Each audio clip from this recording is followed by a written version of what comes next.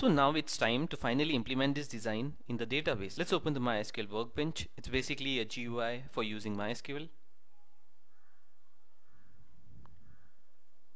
Let's click over here.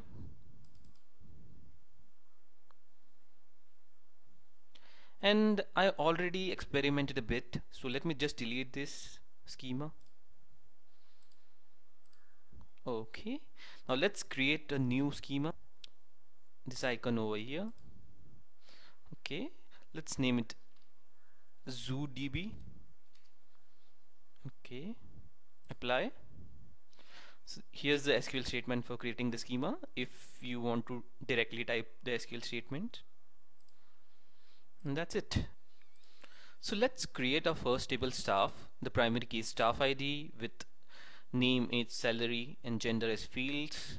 Go to the workbench, right click on table, create table.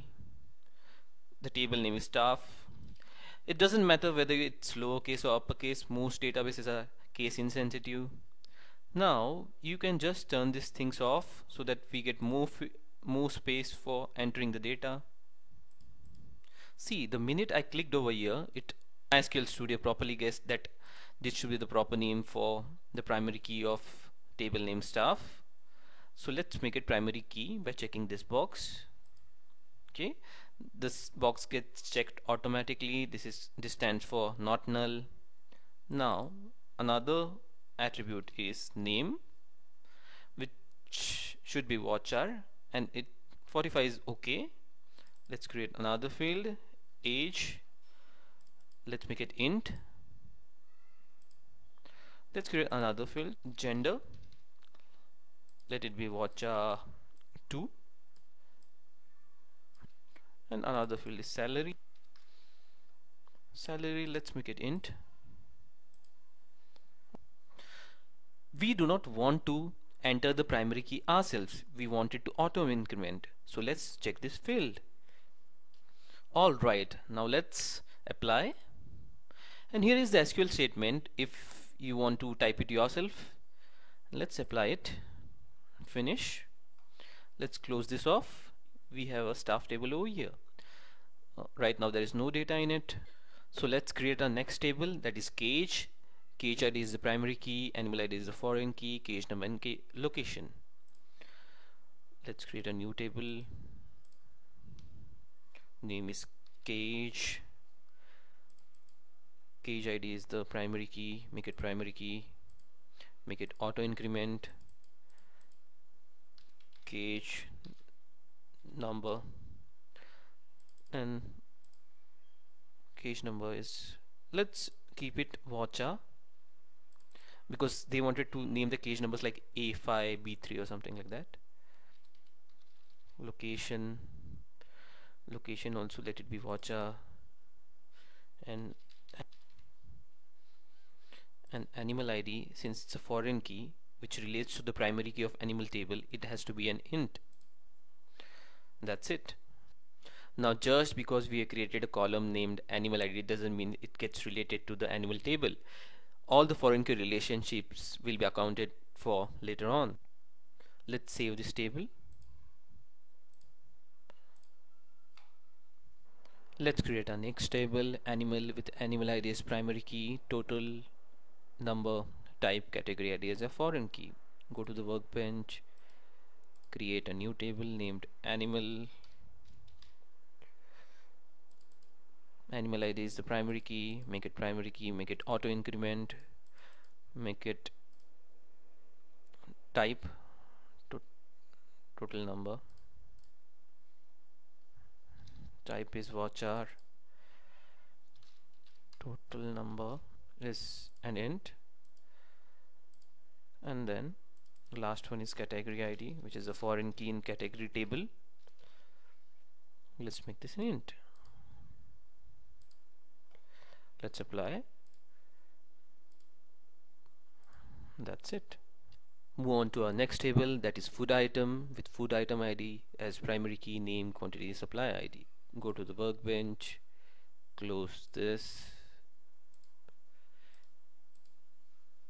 new table, food item, make this as primary key, make that auto increment. Other fields are name, quantity, supply ID, name.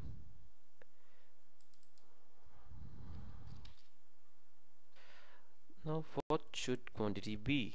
Let it be varchar or let it be int. Let it be varchar and supply ID. All the IDs are going to be int because all the foreign keys are basically going to be int because our primary keys are going to be int and they are going to relate to the primary keys. Save it. Finish. Let's move on to a new table, that is animal food item, which is the associating table between animal and food item.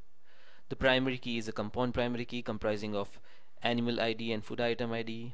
Let's go to the workbench. Name of the table is animal food item ID.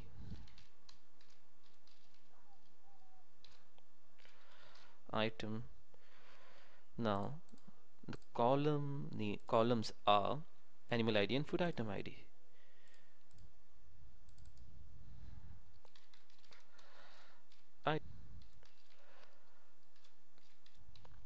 So basically both are primary keys, so we have to click this also, but we won't be auto incrementing any of them because they are going to get values from the related tables, so no auto incrementing for any of them.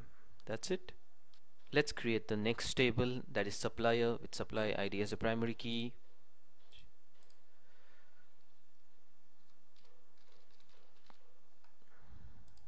Supply ID is a primary key.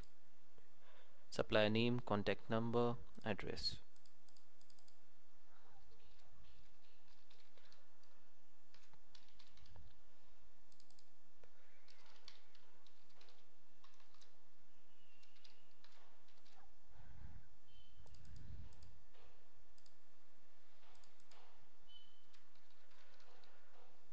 And let's make this auto increment. Apply.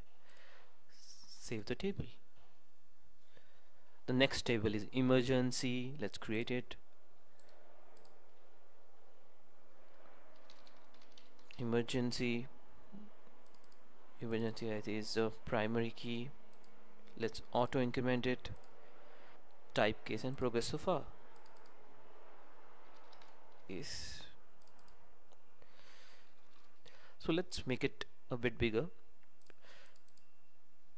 maybe 145 of both of them. Save the table.